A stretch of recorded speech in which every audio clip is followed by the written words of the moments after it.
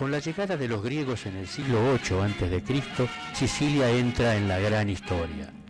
Los griegos fundaron las primeras ciudades en la costa, como Siracusa, Catania y Mesina, y luego sus habitantes fundaron Taormina, Selinunte y Agrigento, entre otras.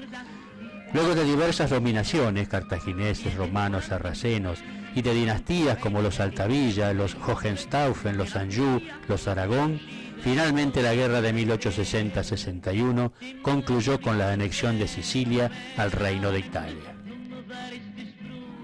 Vamos a comenzar su recorrido por las ciudades de Palermo y Monreale, luego nos vamos a Selinunte, de allí pasamos a Agrigento, de esta nos trasladamos a Piazza Armerina, que está en el centro de la isla, y allí vamos a Ragusa. De Ragusa nos dirigimos a Noto, de Noto a Siracusa, y desde esta vamos hacia el Etna con su enorme volcán. De allí vamos a Taormina, de Taormina a Mesina, pasamos por último a Cefalú y terminamos retornando a Palermo. El nombre de Palermo deriva de Panormus, que significa todo anclado o todo puerto, que es una expresión de origen griego que prueba las estrechas relaciones con las poblaciones de la Hélade, que no obstante nunca la dominaron. El puerto permitió a los habitantes de la ciudad ir estableciendo contacto con todas las civilizaciones más importantes y desarrolladas de la época, de manera que Palermo fue adquiriendo una fisonomía típicamente cosmopolita. Recorriendo sus calles, nos encontramos en el corazón de la Palermo barroca con la Plaza Bigliena, o Cuatro Esquinas, proyectadas por Giuseppe Laso en 1609. Cada una de estas esquinas tiene una fuente coronada por una estatua de las cuatro estaciones. En el medio están los soberanos Felipe II, III y IV y Carlos V. Y en el último nivel, las cuatro santas, Ágata, Cristina, Ninfa y Oliva, que se veneraban antes de Santa Rosalía, patrona de la ciudad.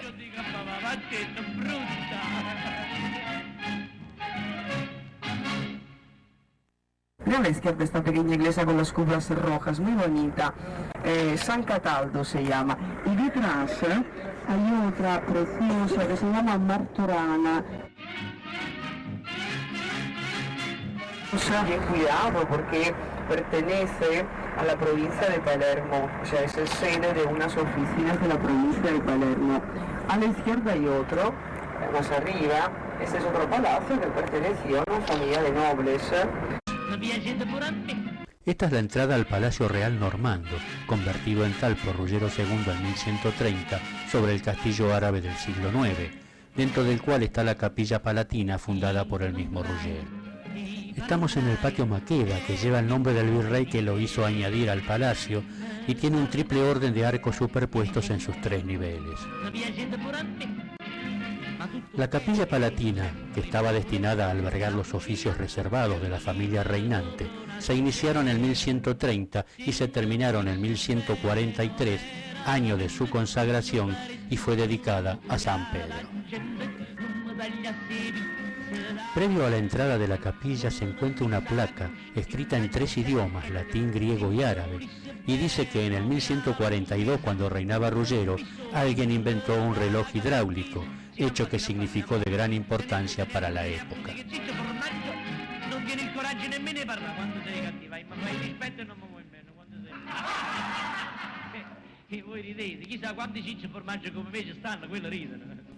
En el pórtico del primer piso, que antecede a la capilla, vemos tras las columnas de granito egipcio estos estupendos mosaicos.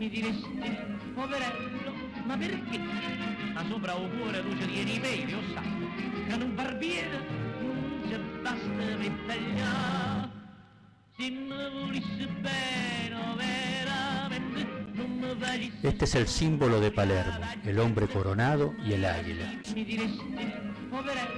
Dijo Guy de Maupassant: la capilla palatina, la más bonita del mundo, la joya religiosa más sorprendente soñada por el pensamiento humano y realizada por un artista. La estructura y la decoración interior son la síntesis y la fusión artística de los tres componentes romano sículo, bizantino y árabe, que han creado en Sicilia inmortales obras arquitectónicas. Tiene 3 naves divididas por 2 filas de columnas, alternando algunas de mármol egipcio y otras veteadas y acanaladas hasta la mitad.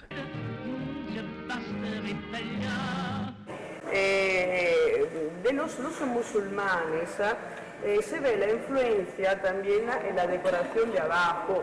¿Han visto el friso con las palmeras de abajo y la decoración geométrica de abajo?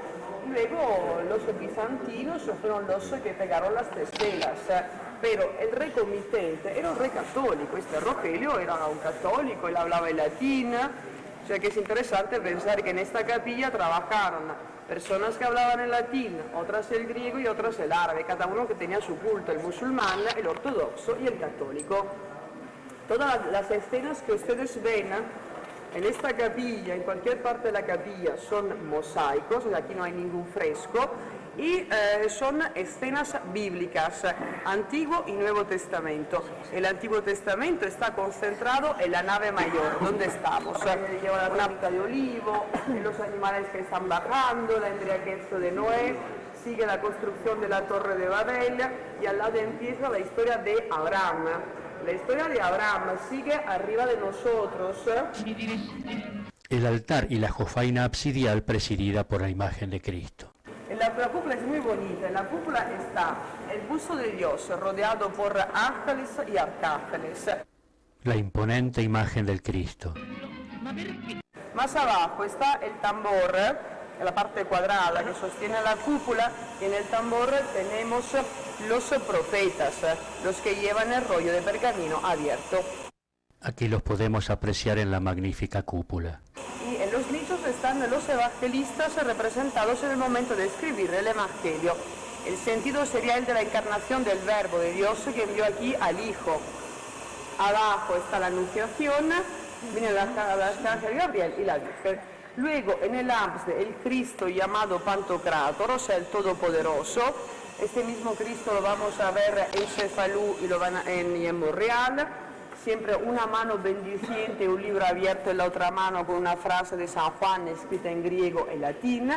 La Virgen flanqueada por María Magdalena, San Jaime, San Juan Bautista y San Pedro. Pero esta decoración no es antigua, es moderna. Se nota que la Virgen de bizantino no tiene nada, porque había una ventana en el pasado. En el siglo XVIII la ventana fue cerrada. Una decoración que llaman espiritual, religiosa, y otra que llaman real en el sentido de rey, de voluntad del rey.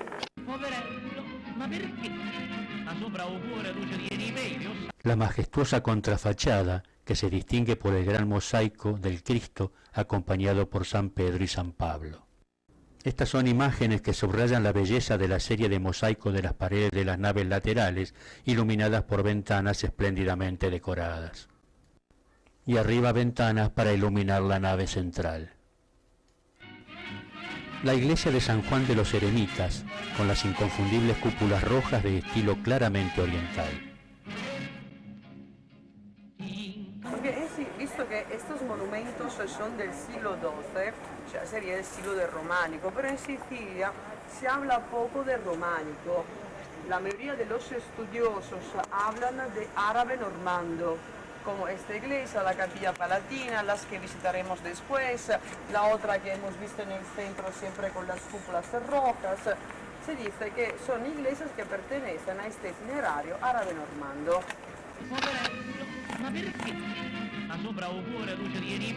Primeramente vamos a visitar lo que queda de la mezquita que fue construida en el periodo árabe.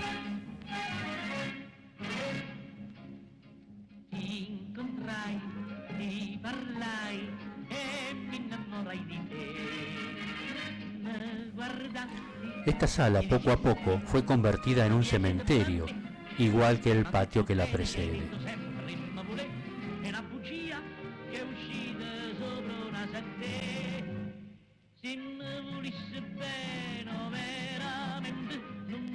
Y ahora sí vamos a visitar uno de los monumentos normandos más característicos de la ciudad.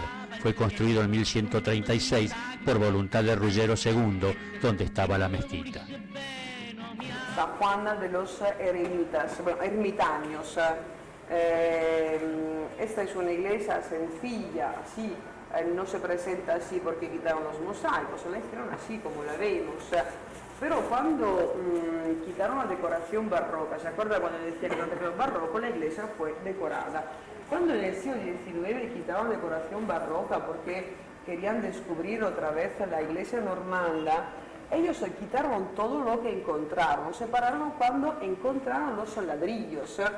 Esto quiere decir que hoy en día no se sabe si el muro original se presentaba como este que vemos aquí o como el que se ve a la derecha, cubierto por un estrato de estuco. Y este es el claustro adyacente a la iglesia, con una serie de columnas apareadas de estilo normando, con capiteles esculpidos que sostienen arcos ojivales. En realidad pertenece al originario convento benedictino.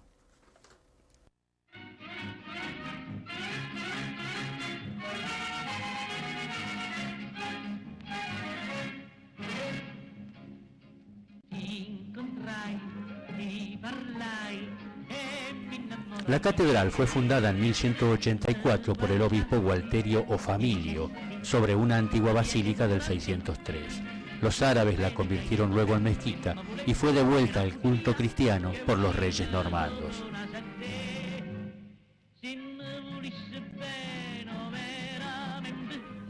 Las estructuras originales se han conservado bastante, aunque fueron numerosas las modificaciones entre los siglos XIV y XVI.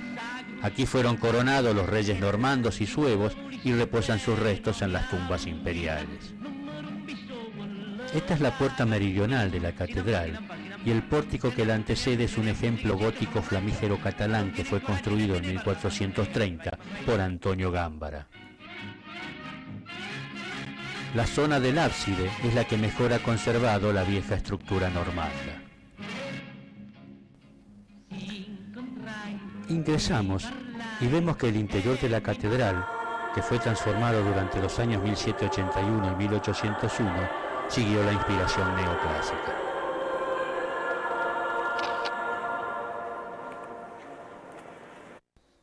Esta es una hermosa pila bautismal recientemente restaurada.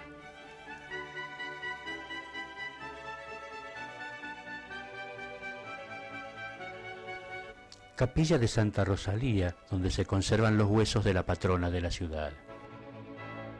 En el 1625 la peste asoló la ciudad, llevaron las reliquias en procesión y dicen que la epidemia cesó de inmediato.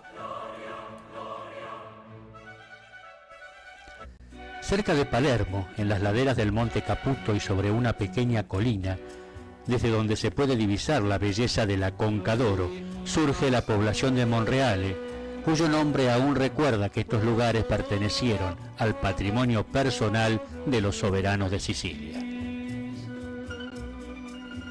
Esta es una vista del centro de Monreale, donde se destaca el sobrio y elegante perfil de la catedral. Estamos en la plaza de la catedral, denominada Vittorio Emanuele. Su construcción fue ordenada por el rey normando Guillermo II. Esta es una fachada lateral en donde se encuentra la puerta de ingreso. Según una conocida leyenda, la nueva iglesia se edificó en el lugar donde al joven rey, que reposaba durante una batida de caza, se le habría aparecido en sueños la Virgen para indicarle dónde había enterrado Guillermo I el Malo, su padre, sus inestimables tesoros que había sustraído al erario. Guillermo II el Bueno es hijo de Guillermo I el Malo y nieto de Ruggero II, quien construyó la Capilla Palatina y la Catedral de Cefalú. Vemos en la fachada principal las poderosas torres originarias, la de la izquierda está inacabada, que cierran el pórtico del siglo XVIII de 3 arcadas sostenidas por columnas dóricas monolíticas.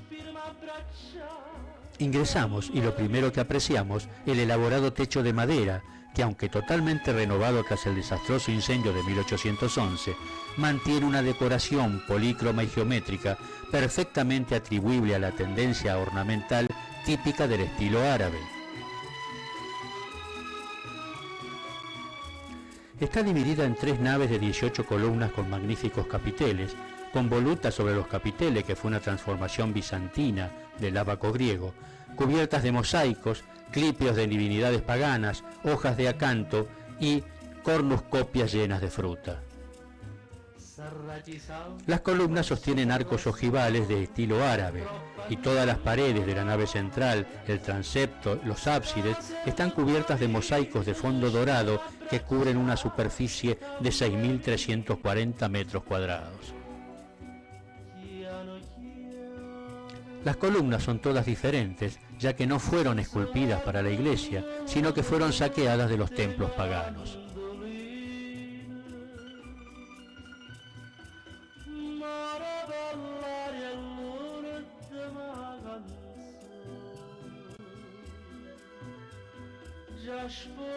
Aquí tenemos una representación de la destrucción de Sodoma y de la conversión en sal de la mujer de Lot.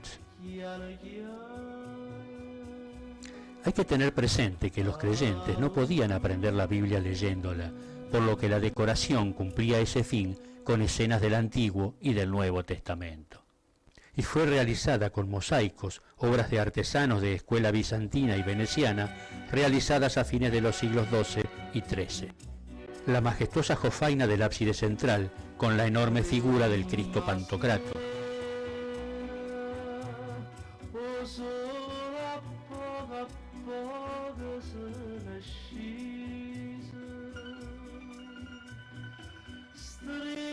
Una zona dedicada a los milagros, la creación del firmamento con la división de las aguas de la tierra y la del cielo, representando el pecado original. Aquí Jesús expulsa a los mercaderes del templo. La escena del beso de Judas traidor está realizada con sabia maestría, patente en el sofocante acoso de los soldados. Vemos el plasticismo con el que está realizada la escena del descendimiento. En el ábside lateral, la figura del apóstol Pedro sentado en el trono, el cual mientras bendice con una mano, con la otra sostiene el libro del Evangelio y ciñe las llaves, símbolo de su autoridad. Y ahora estamos en el claustro con las columnas emparejadas en las 4 alas. Fuente de estilo árabe en forma de palmera estilizada, coronada por 12 figuras de músicos y bailarines. Los capiteles son obras maestras de la escultura románica siciliana, hechas por árabes, griegos orientales y quizá por provenzales. Las columnas son acanaladas en zigzag o lisas con incrustaciones de mosaicos o decorados en relieve.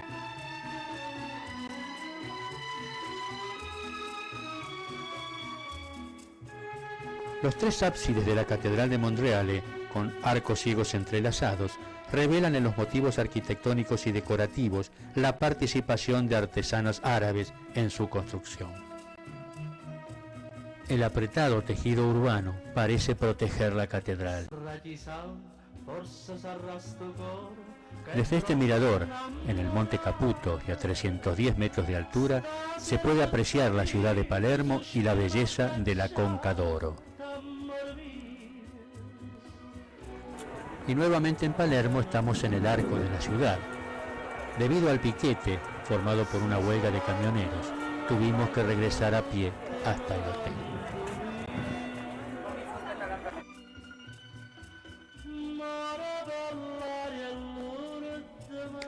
Aprovechamos para recorrer distintas calles de la ciudad y nos encontramos nuevamente en la Plaza Bigliena, más conocida como de las 4 esquinas. Recordemos que representan a las 4 protectoras de la ciudad, Ágata, Cristina, Ninfa y Oliva. Y aquí vamos todos al hotel, patacón por cuadra.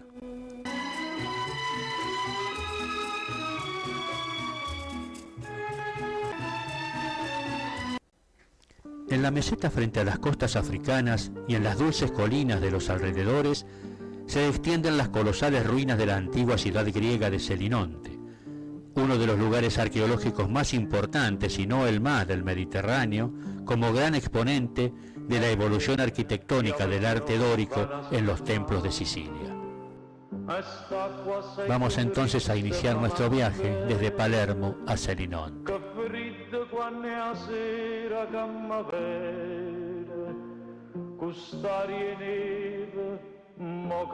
Montelepre es el pueblo en el que nació, vivió y murió, y también donde estableció lo que podríamos llamar su imperio,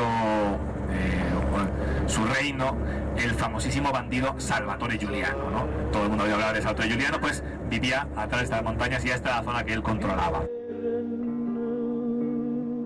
Que está a la izquierda se llama Alcamo.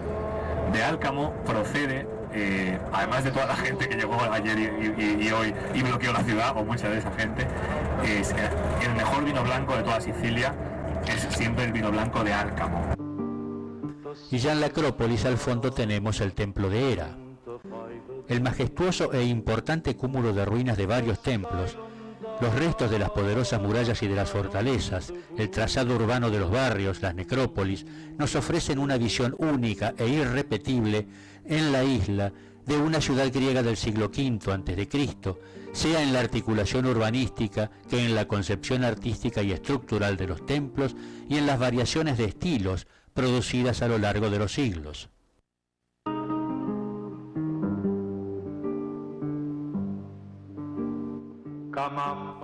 En realidad probablemente sea el templo dedicado a Hera, la Juno romana, ya que fue hallada en él una estela votativa con una inscripción dedicada a la diosa Hera.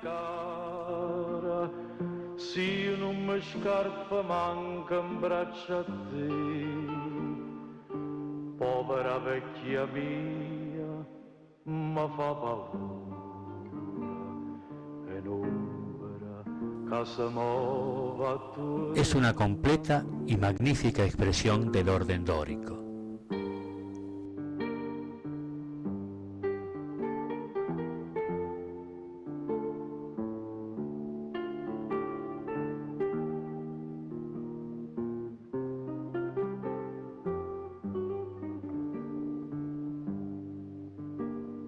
Stai lontana e non te fai vedere, te stai lontana e non te cure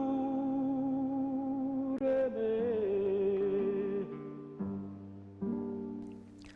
La fecha de fundación de Selinonte es controvertida. Diodoro la fija en el 650 a.C. y Tucídides en el 629 a.C.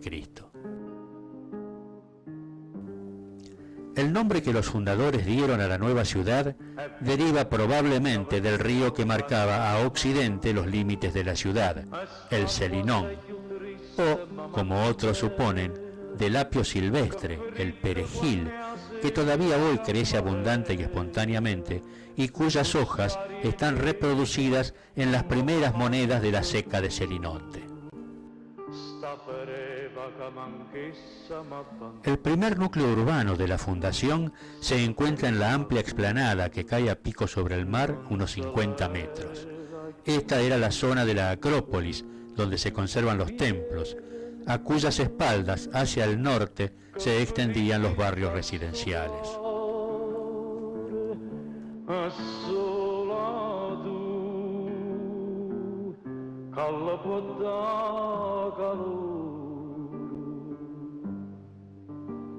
Te stai lontana e non te fai vedere, te stai lontana e non te cure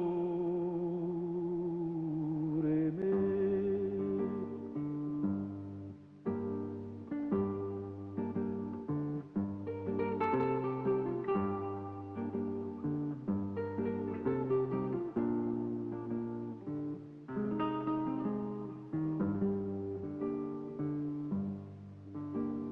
Ca mamma piccio fuoco tutte sere, dinta sta camarella fredda e amara. Recorriendo el área residencial, nos encontramos ahora en la denominada Puerta Norte. Si non mi scarpa manca in braccia a te, povera vecchia mia, ma fa paura e non che si muova attorno a me.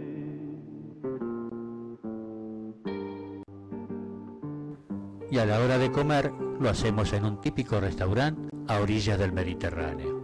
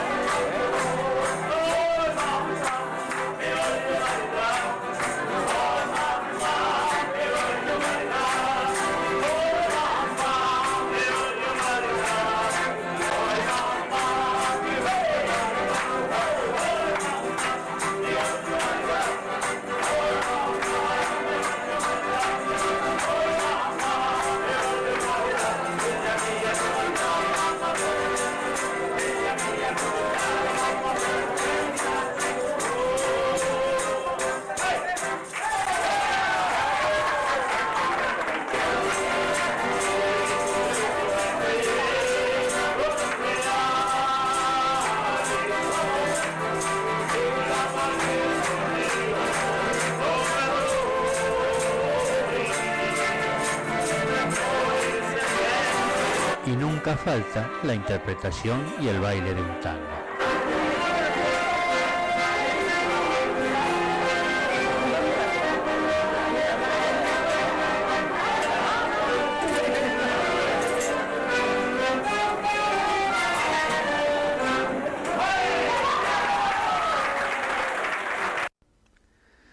La historia primitiva de la ciudad se identifica con la figura de Fálaris, tirano feroz al que se debe el primer desarrollo urbano de la ciudad, en la zona protegida al norte por la colina de la Acrópolis, hasta el valle donde se alza la pequeña colina donde se construyeron los monumentales templos dóricos. Nos trasladamos desde Selinonte hasta Agrigento. Y aquí estuvimos alojados en el Hotel Joli de la Valle.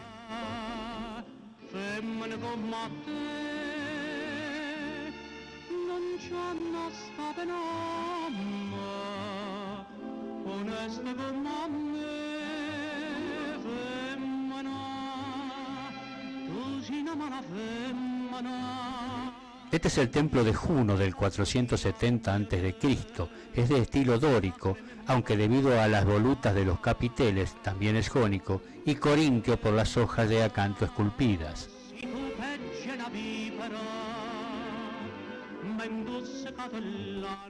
A pocos metros de su fachada oriental se encuentra el altar de los sacrificios.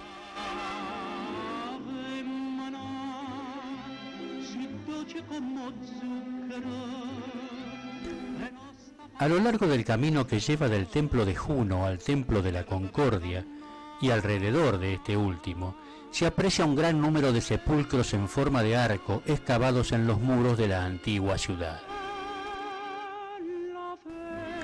En estos muros, los acagrantinos construyeron 9 cuevas. Más tarde, en el 535 después de Cristo, cuando llegaron los bizantinos, excavaron sus tumbas en forma de arcos. A sus muertos, los bizantinos los colocaban en forma fetal.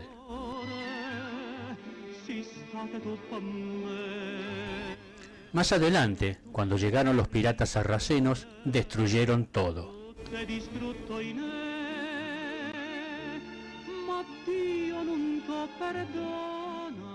En esta zona no hay tumbas ni griegas ni romanas, solamente hay tumbas de la población cristiana.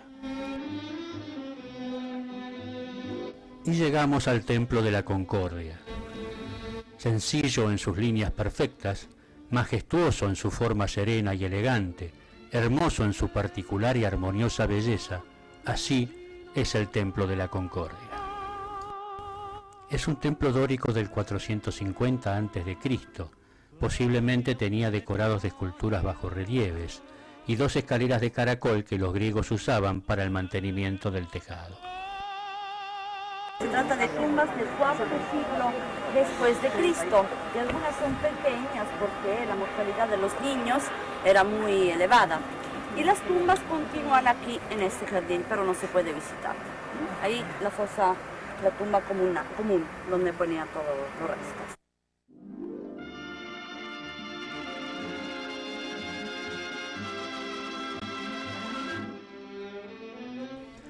El templo de Zeus fue construido en el punto más alto de la colina de los templos.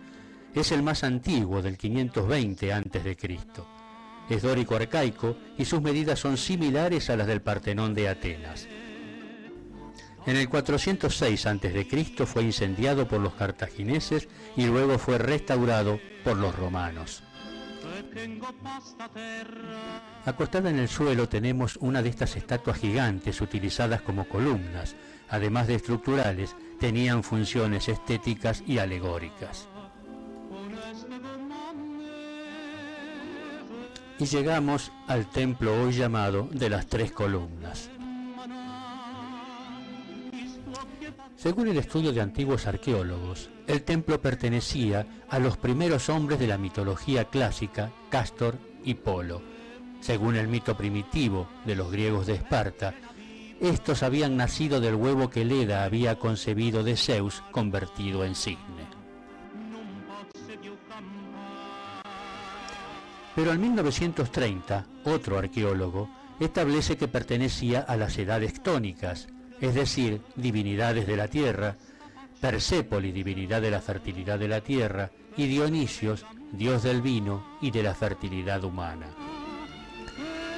Por otro lado, se encuentra en el centro del santuario dedicado a estas deidades.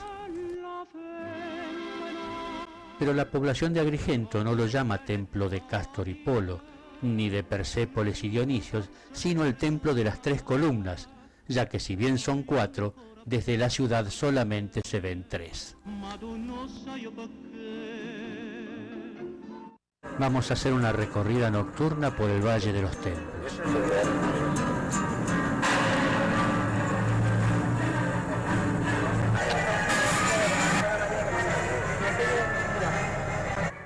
Y para terminar, un brindis con vino siciliano que nos obsequió nuestra chofer en su cumpleaños. Salud y fuerza allí.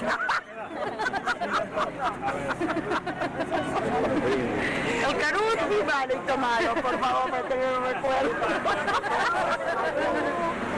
No, espérate, este es el tuyo. Salud.